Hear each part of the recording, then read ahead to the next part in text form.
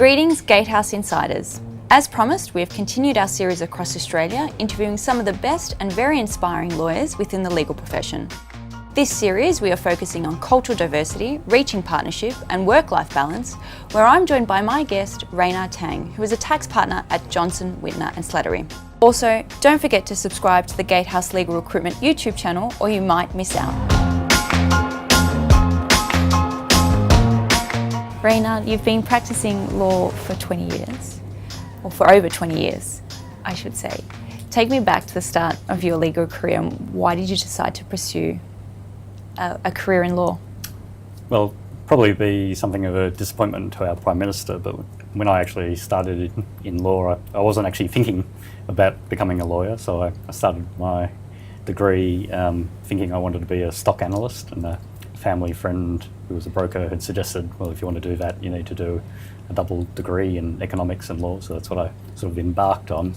But I started my degree in 1987. It was just before the Black Tuesday, which was the big stock market crash where the stock market fell about 25% in one day. And I sort of thought at that point, maybe I should pick a career that's a bit more conservative than going into the broking industry. And so you started your career at Cause? At Cause, that's right. As an article clerk? That's right. Explain the journey through from starting out as an article clerk to now being a partner. Right. When I started, it was just after the recession that Paul Keating said we had to have. And I started with about 15 other article clerks at the time. There was a lot of uncertainty in that environment about the retention rates after completing articles, and so I'd actually had an offer from an accounting firm in Singapore. And so what actually happened is after my articles, I took up that opportunity to go to Singapore and work overseas for a while. So I did that for a few years, came back to Cause in about 1996, got promoted to senior associate in 1998, and then became a partner in 2000, so at a relatively young age of 31, but perhaps more good fortune being in the right place at the right time than necessarily a reflection of my skills. And so you worked in Singapore. Yes. Tell me about that. Tell me a bit about Singapore, working in Singapore compared to Australia. Look, it was a great experience working in a place like Singapore, which is a sort of international environment. So the work I was doing in my area of specialty, which is tax law, involved a lot of inbound and outbound investment work. So a lot of companies use Singapore as a base to invest throughout Asia. And so it was really a great experience in terms of getting to understand how different structures work, how the region works, and being able to bring that back here. Do you recall how that opportunity came up for you to pursue? In fact, in the universities, because I had the double degree and actually majored in accounting, so all the accounting firms come out to recruit as well as the law firms. But in that particular time, the firm, Arthur Andersen in Singapore, actually came out to Melbourne and started recruiting in Melbourne as well. And there was actually quite a number of us who came from Australia to work with Arthur Andersen in Singapore. Interesting. Did you enjoy it? It was great. It was a great experience, and I got to. This is before the great downfall of Arthur Andersen. Got to travel to Chicago, where they had a sort of university for their young employees to go and train for a few weeks, and so that was my first big adventure to the US. And, it was really enjoyable. So you've been partner since 2000, That's so right. 18 years. Can you share some of the challenges that you've had, if any, and some of the rewards of being a partner throughout your time? Yeah. Look, I suppose in terms of challenges, I think I probably had a relatively easy path, and I think I put that down to the legal market at the time was growing, clients were more loyal, we didn't have new law and all the sort of communication devices that we have now to sort of for people to access information themselves, and so it was a more stable, growing environment in which to develop as a partner in the firm. I think it's probably a bit more challenging in the current environment.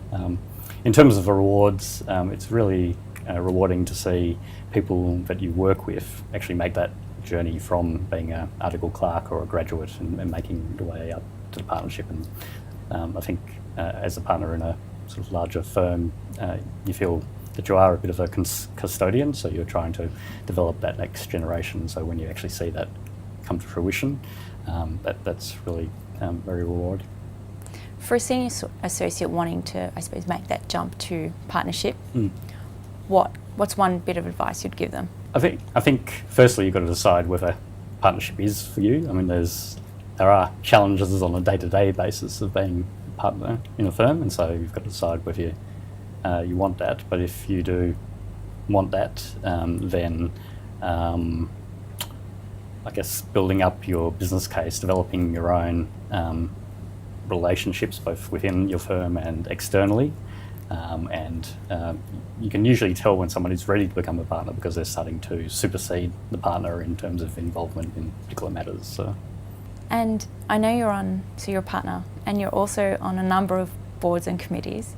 How many boards and committees are you on? I was looking at them all, and I thought there is a lot here. Well, I have tried to prune a few in recent times, and I did sit down with somebody a while ago, and they actually asked me to list it out, and I was looking at it, and they're going, no, you're on too many things. And so we did end up cutting a few things back and saying no to a few more things that people were asking about. But it's actually quite rewarding to be involved in things that go beyond your day-to-day practice, and I think it's actually quite useful for your mental health to be involved in those things. And I'm lucky to be at Johnson Winter Slattery now, where they allow flexible working practices to happen even at the partner level, and so that sort of gives me the space to go and do that kind of extracurricular activity, if you like. So you would say the key to balancing everything between work, committees, family, general health.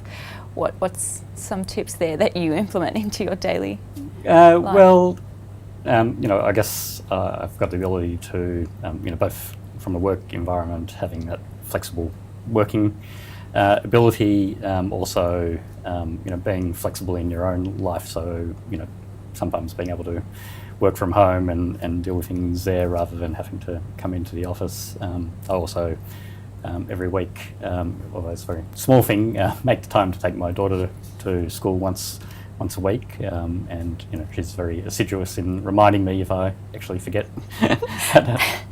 And she'll actually remember you taking her to school, so it's Hopefully. good. I still remember my dad from kindergarten taking me to school and picking me up, so she'll remember it. Yeah, pick up is a bit harder. Pick up, but taking her, dropping her off. Dropping her off, yeah. In 2013, you became the president of the Law Institute of Victoria, and you established the Asian Australian Lawyers Association and the Wellbeing and Law Foundation. Can you talk a little bit more about the foundation and the association? What is it? What's the purpose, and what's the plan for it?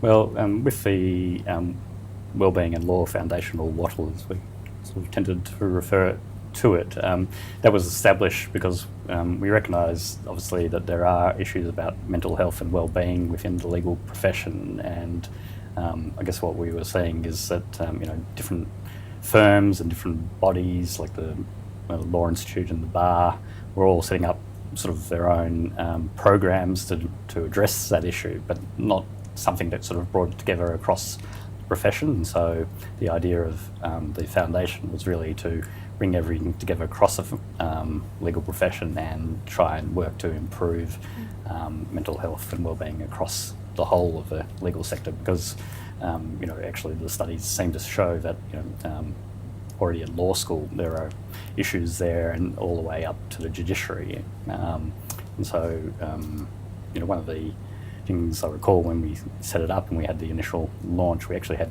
people from across that spectrum come and talk about their own experiences and some very moving accounts of their own battles with, dealing with mental health and wellbeing and how they sort of came through that journey. And I think it's important that people share those stories because it helps people coming through in the future.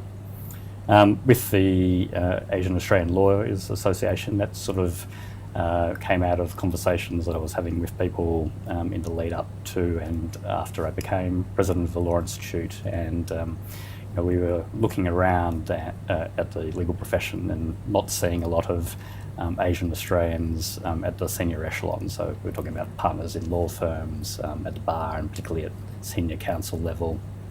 And when you go to the judiciary, it sort of even diminishes more. And so at the time, discussion about diversity was almost, at least in the legal profession, was almost entirely about gender diversity. And so felt there was a need to have a focal point to expand that discussion and look at the wider issues and particularly focusing on cultural diversity. Initially it was based on an anecdotal feeling about the lack of Asian Australians at the senior echelons, but we managed to do some research in 2015 which actually showed, or proved the point about what we were saying, that there was actually a lack of Asian Australians there. Well, not to put you on the spot, but do you know the numbers, the roughly? Yeah, so it's roughly at a partnership level, it was about 3% of partners. When you went to the bar, it dropped down to about 1.6%. Okay. These are national figures. Yeah. They're not 100% accurate because they're based on looking at websites and names and photos to try and identify who might be Asian Australian. So the bar about 1.6%. Senior counsel, you were counting on one hand, and then less than 1% at the judicial level. So that's it drops down quite dramatically. Low. Has it increased at all?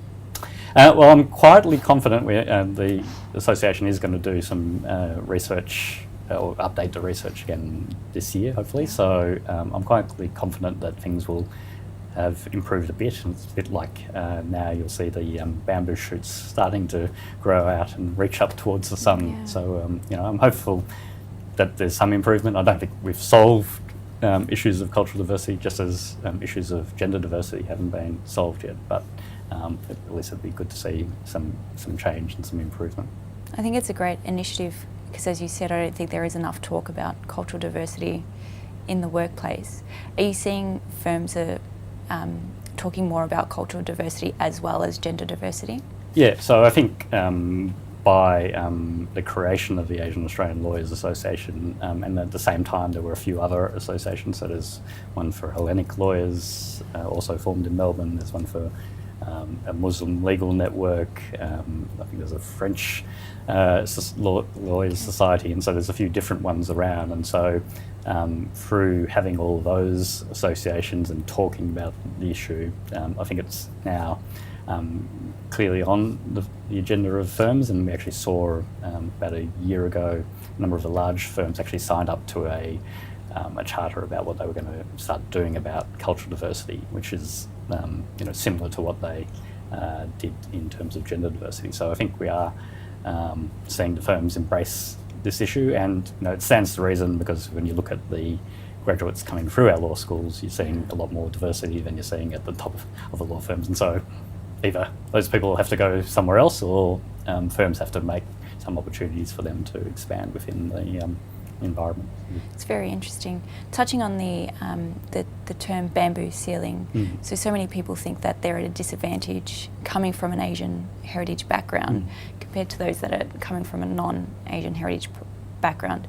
What's a disadvantage there, or is there a disadvantage for them? Yeah, well, I mean, that term bamboo ceiling was coined by a American author, Jane Hyun, who coined the term. There was a bit of debate actually when we formed the Asian Australian Lawyers Association and started using that descriptor. People were saying, oh, well, it's not really the right descriptor, it's really just another example of glass ceiling. But I think the important part is actually to focus on, the data. So you're looking at number of people coming in to people at the top of the profession. If there's a disparity, that suggests that there are some barriers, and then how do you work to overcome that? So what programs can you put in place, both for individuals to self-improve, overcome their own internal barriers that might prevent them progressing, and then at a firm and a wider profession level, what can we do to change the parameters to make it more likely that people from both Asian, Australian and other cultures have a prospect of progressing within the profession. What can someone do on an individual basis? Look, I think I would say that sometimes you've got to step outside your comfort zone. If you want to be a partner in the firm, you've got to be able to work with all the other partners in the firm. You've got to be able to work with clients. Recently I went to a seminar that Dr. Tim Sapomasan spoke at. He's a race discrimination commissioner, and his essential message was you can't just wait for opportunities to land on your lap. You've actually got to go out and seize it. And, I think there's something in that, whether you're from an Asian Australian background or not, but perhaps some aspects of Asian culture actually tend to lead people to be self-effacing, and so they're not willing to sort of make that jump and stand out and assert themselves for that opportunity to move forward. Do you think there's an element of self-doubt? That's why they're not pushing that? I think would be less about self-doubt, but certainly I know, for those who are from a Chinese background, if you've grown up in an environment of Confucian values, that's about respecting your elders, so not challenging them, not speaking up, waiting for your turn to speak, and so you might miss out on opportunities to show your expertise in that situation if you're going to wait and sit and wait. So at the same time, I think we have within Australia, some research by the Diversity Council shows that we have these sort of westernised models of leadership, which I suppose encourage self-promotion, and so that may not be necessarily compatible with people's internal values, and so I think firms can actually be doing things to work out, to recognise that there can be other models of leadership that don't necessarily always stick to the westernised models. In planning for the future of law, what should the legal profession be doing as a whole, including service providers like us, be doing now to promote and cater for future generations of lawyers with different cultural backgrounds? Yeah, well, I think from a law firm perspective, they need to both have the right talk, but also walk the talk in terms of showing that there is actually a pathway for progression for Asian Australian lawyers. So, as I said, we're definitely seeing more Asian Australians coming through law schools, more joining as graduates, and they need to see the actual opportunities there for them to continue on in the profession, because if they don't see those opportunities, then they're likely to go off and do other things.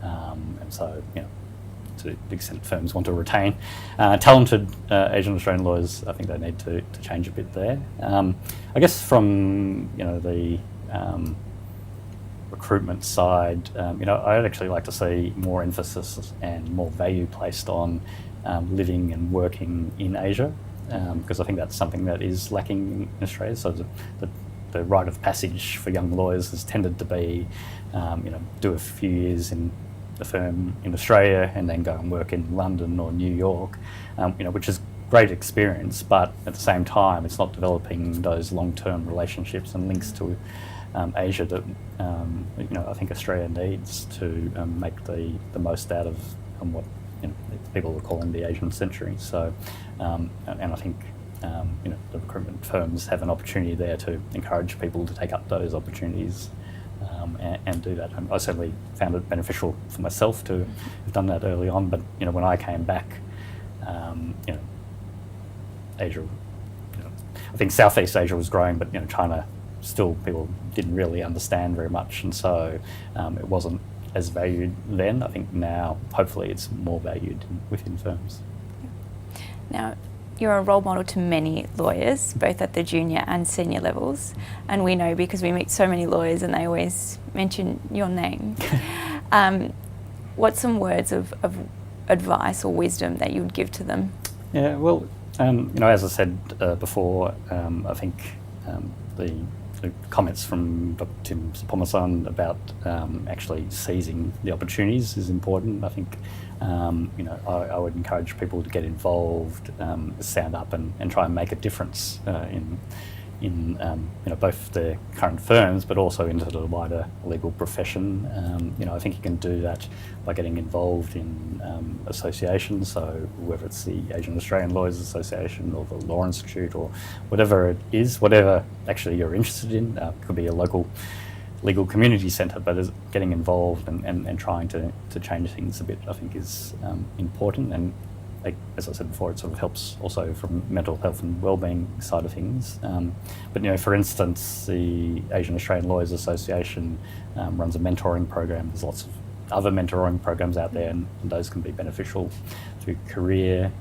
If you feel that there are things that are holding you back, then look for programs that deal with those softer skills. So you might be a technical expert on some particular area of law, but you're lacking the soft skills to go out and market or to present publicly or those kind of issues. And go and find those programs that will help you to enhance those skills.